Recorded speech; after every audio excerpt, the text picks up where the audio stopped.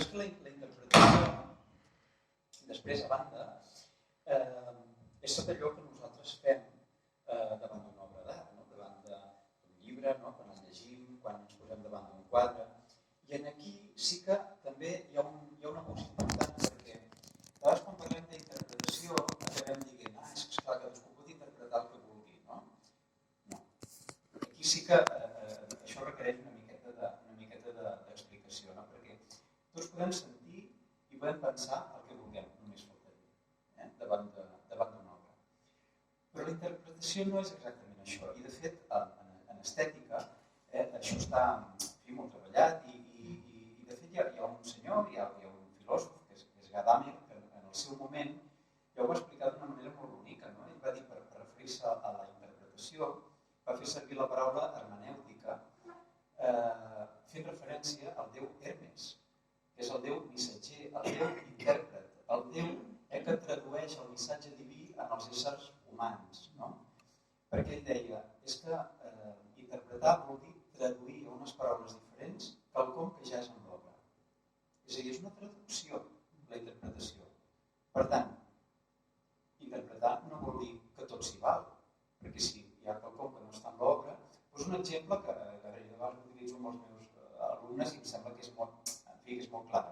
Si resulta que jo soc aracnofòbic i em poso davant de la mamó de Louis Bourgeois, una aranya gegant, i he de fer una crítica i la deixo fatal, perquè clar, la meva aracnofòbia surten allà i això és quelcom que no està en l'obra, està en mi.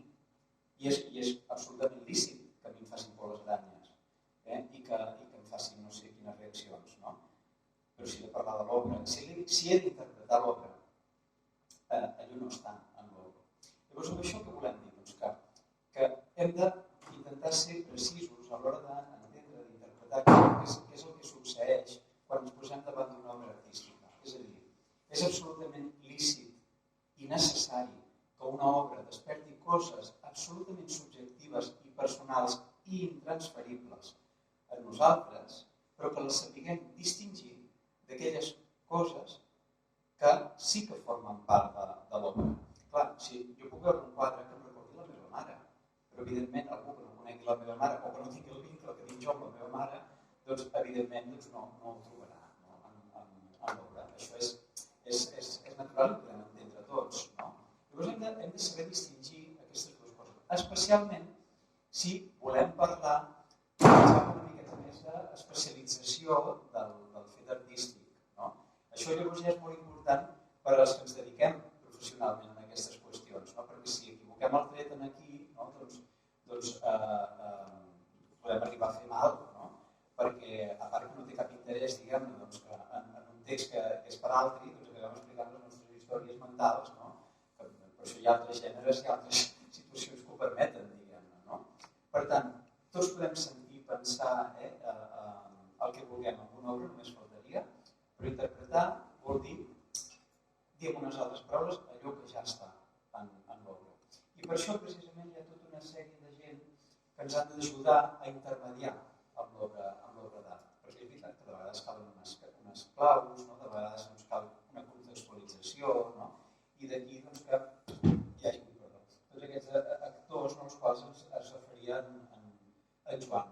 I que jo crec que han d'estar pensats com una ajuda, com uns acompanyants, però no mai, o almenys a mi no m'agrada gens aquesta idea, com algú que et porta de la mà i et diu què ha de passar davant de l'obra, o què has de pensar o què has de sentir, perquè escolta, tots ja són grandets, fins i tot quan som petits ja som grandets, com per tenir experiència de la realitat per nosaltres mateixos.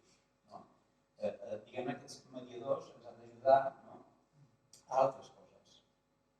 Voldria portar un parell d'exemples, una mica sencer. Ara sí? Per exemple, durant tot el segle XIX i la primera meitat del segle XX, la música barroca es va interpretar com si fos música romàntica. I després, de repente, van aparèixer reinterpretacions de Haydn i altres, diguem-ne, que van els instruments originals, l'estil, d'alguna manera, diguem-ne, s'interpretava la música barroca, diguem-ne, amb alguns prejudicis que dificultaven la seva comprensió. Un altre exemple que voldria posar aquí. Sí, doncs, hi ha artistes, actors de teatre, per exemple, o de cine, que tenen una personalitat tan forta que pràcticament tapen. És a dir, quan la Núria Esperta actua, sempre fa de Núria Esperta. Per dir alguna cosa, no? O com ara que deies que sempre feia de Déu. En canvi, n'hi ha d'altres, diguem, que a mi em costa de reconèixer i d'identificar-los quan veig una pel·lícula. Jo sempre penso una actriu poc coneguda, que a mi sempre m'ha agradat molt, és la Debra Winger, que me costa molt d'identificar-la perquè sempre està amagada darrere del personatge, és a dir, sempre està al servei del personatge.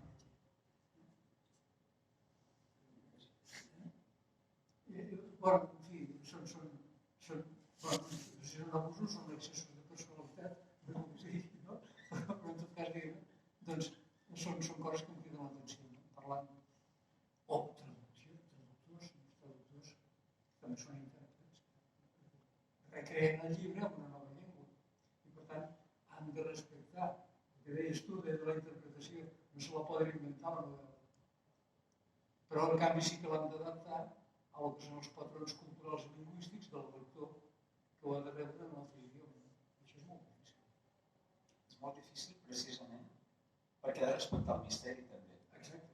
Clar, perquè no pots fer una traducció literal. Si la fas literal no funciona. És una altra cosa que has de fer quan tradueixes, no? I justament té a veure amb aquest misteri que continua flotant entre nosaltres, des del començament. Jo recentment vaig tenir l'oportunitat de fer una experiència d'aquestes una mica crònica. La meva germana de Lleida em va rescatar uns llibres que jo havia llegit de petits, els contes de Lleida, quan jo, dels anys 50. Els llegeixo i penso, però com podia jo llegir això? Eren unes traduccions nefastes, fetes. És que jo ara els llegeixo i no els entenc. Un llibre editat que em va comprar el meu pare quan jo tenia 17 o 18 anys, a més són uns contes coloríssims que no sé per què els van comprar, perquè eren contes. I com que eren contes, doncs eren permès. Segur que vas aprendre molt amb aquests contes. Va ser realment una experiència de dir, ostres, i això és que no llegiré, bueno, esclar, n'he llegit alguns, diguem-ne, amb traduccions més creïbles, diguem-ne. I com pot ser? En fi, és igual. Però vull dir que és una mica tot això. I no parlem d'aquests altres intermediaris que en diguem crítics d'art, que en diguem marxants. I que aquests, si em permets, que a més és important que no tinguin una personalitat d'aquestes a Barcelona.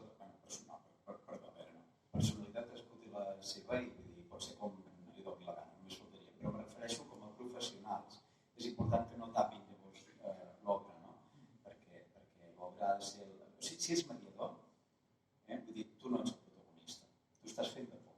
Tu has de fer tot el possible perquè allò sobre el que parles arribi a tothom, però tu no et pots posar a davant, no pots fer ombra, diguem. No?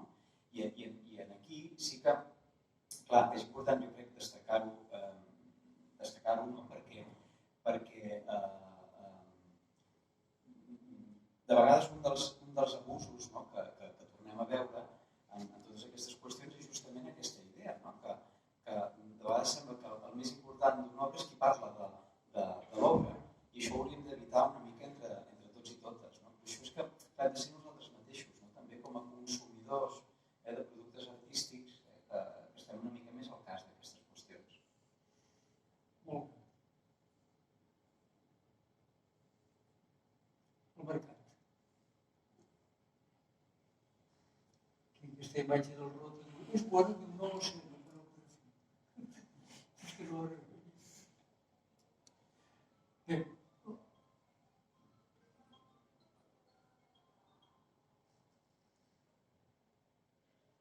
L'alarma, que ja arribem a... No, és la nostra filla que tu. No ho sap. Quan ho dius així sembla que sigui la nostra.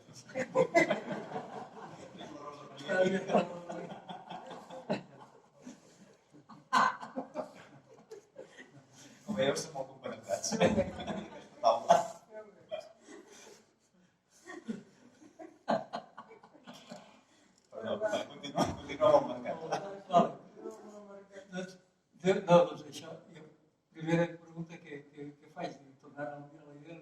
salvar sort del misteri et que deixi un poble d'exhibició, segueix encenat.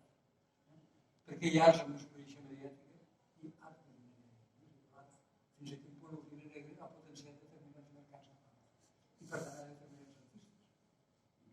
Clar, el que passa, amb aquesta qüestió del mercat, a mi sempre m'agrada reivindicar que els artistes també mengen, han menjat tota la vida, no? També han d'estar dins d'uns sistemes econòmics, no? Que els sustentin i que fins i tot les grans creacions de la història de la humanitat al darrere doncs, han tingut uns interessos econòmics, no? que les han permès. No? Dit d'una altra manera, no sé, la Capella Sixtina és allò que veiem avui en dia, que ens deixa absolutament aclaparats, i si miréssim doncs, tota la qüestió econòmica que hi ha al darrere també és interessantíssima, no? I els estira i arronses que van tenir, no? Miquel Àngel i Juli II perquè Juli no volia pagar, no? Perquè no s'entenien amb el preu, en fi, totes aquestes qüestions hi són. No? És important que ho destaquem, això, perquè independentment de l'experiència estètica i del valor, no, social que li puguem donar, fins i tot un valor que tingui molt a veure amb l'invisible, que tingui molt a veure amb el misteri, com dèiem abans, no? Doncs hi ha uns interessos al voltant. No? I a més, clar, són uns interessos que el que tenen de complicat és que tenen a veure amb els consensos. No? I des del moment que tenen a veure amb els consensos vol dir que tenen a veure doncs, amb els discursos que hem vestit al voltant de les obres. Això es veu molt clarament amb l'exemple de la Mona Lisa. No? La Mona Lisa, cada vegada diguem, però per què la Mona Lisa justament doncs, és considerat el quadre més famós de la història de la humanitat, no? I el més, fins i tot per alguns el més important. No? Doncs perquè hem vestit un discurs que ho diu d'aquesta manera. Leonardo va fer uns quants retrats femenins, només, vull dir, molt poquets. Tots ells són increïbles, tots ells són interessantíssims. El que passa és que sí que és cert que sobre la Mona Lisa hi ha tota una sèrie de misteris que fan que els discursos encara siguin més seductors. Això ens encanta. Llavors, com que els discursos no paren, només que fixeu-vos, és un quadre que encara avui en dia, o sigui, passen els segles, no? I és estrany l'any que no surt algú a explicar alguna cosa de la Mona Lisa, encara que sigui una bestiesa, com que analitzant el rostre es veu clarament que hi ha uns àliens entre nosaltres que ens dominen.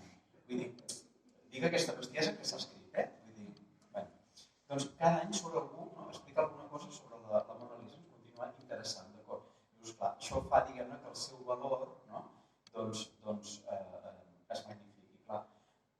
Una de les maneres que tenim, diguem-ne, per fer entenedor el valor d'una obra entre nosaltres és posar-li un preu. No? Ja ho sabem que el preu i el valor no són la mateixa cosa, no? Però en un mercat artístic, no? Doncs és la manera, diguem-ne, d'aproximar-nos en aquest valor. No? I clar, i quan entre tots hem considerat doncs, que allò és important o que allò parla de nosaltres o que allò ho volem i resulta que l'artista doncs, ja no hi és i per tant no pot produir més, no? D'aquí aquesta idea, no? Doncs que els preus sap greu dir això davant d'artistes, no? Perquè sembla que estem dient que avui que valen més morts que...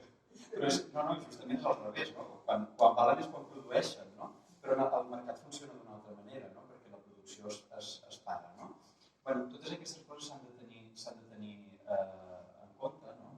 Però sobretot jo crec que sense menysprear la importància dels diners, no? Perquè quan entrem en aquelles coses de no, jo parlo d'art, a mi m'interessa l'art, però no, es diu absolutament dels diners i de... Doncs a mi em sembla que ens equivoquem. Sí que si volem podem posar l'accent a l'hora de fer un discurs, podem posar l'accent en l'invisible, en el misteri, en totes aquestes qüestions que són interessantíssimes i que són essencials i per això ens van començar amb elles, començar amb aquesta idea del misteri. Però torno a dir i torno a reivindicar que l'artista menja també, i l'artista ha de ser ben pagat, perquè estem en una situació estranyíssima en la qual resulta que fem una exposició, i ho dic com a comissari, i resulta que jo com a comissari cobro, el senyor o la senyora que netejarà la sala quan haguem acabat la inauguració cobra també, i potser l'artista no cobra per fer aquella exposició. Ja no parlo de la venda, que és una altra qüestió. Clar, si tots nosaltres entenem que això és un sistema que funciona, no? És que segurament, malgrat els preus, no estem donant el valor que correspon a l'art. No? I per això no és indigne deixar de parlar no és indigne, parlar de diners quan ens referim al fenomen artístic. Només faltaria. Jo vinc del món professional de l'aigua, del que vinc jo. Ho puc entendre perfectament perquè tothom es queixa del preu de l'aigua, perquè tothom reconeix que l'aigua té un valor molt superior al sucre. O que estaríem disposats a pagar si no tinguéssim aigua.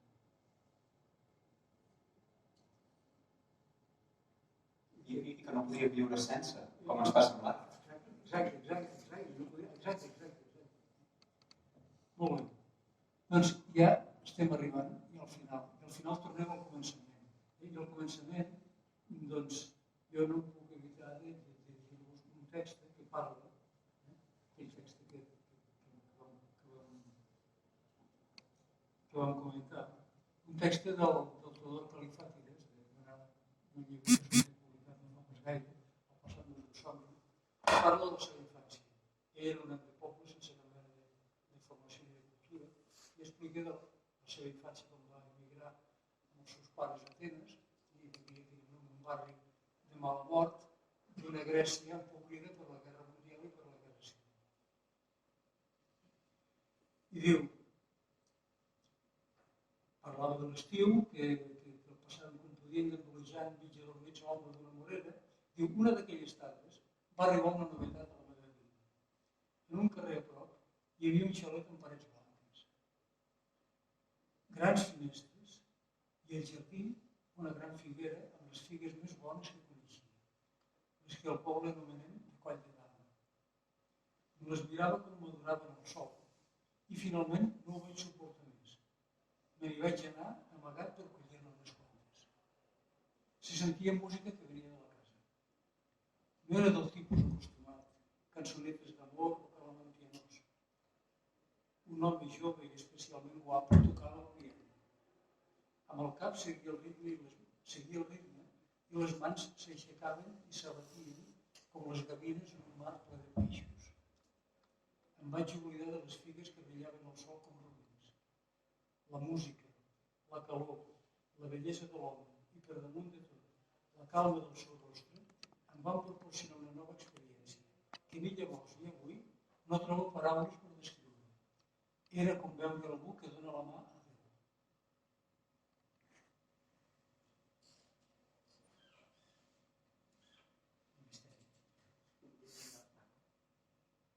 Bé, dintre d'aquesta percepció de l'art que ella explica com va descobrir aquest univers, aquest món, aquest misteri, quan era un nano en un racó de món, hi ha també aquest interès, diguem-ne, potser més proper i més genèric que tenim els amics de l'art, concretament els socis d'aquesta entitat que organitza aquest acte d'avui i tots aquells que ens acompanyen un dia o altre, els comunicadors, el gran públic. Tot això dona percepcions de l'art que, d'alguna manera, potser aquesta imatge d'en Josep Boix em va molta gràcia, que és una mica com per acabar, diguem-ne, com per acabar com una sardina que es mossega, com un lluç que es mossega la cua. L'11 de novembre del 65, Josep Boix es va passejar per una galeria d'art de Düsseldorf vestit de pana i amb la cara sucada en mel i pols d'or.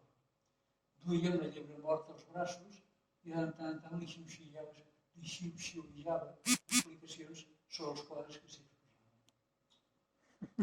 Significat, misteri. On anàvem, no? Sí. Aquestes explicacions. Sí, on anàvem. Tan misterioses les explicacions com el mateix art que I us heu fixat que quan Joan ens has llegit aquest text increïble, hem necessitat un moment de silenci. Hem hagut de frenar, tots plegats. Tu has guardat un moment de silenci, jo també, perquè d'alguna manera tots hem acompanyat aquest personatge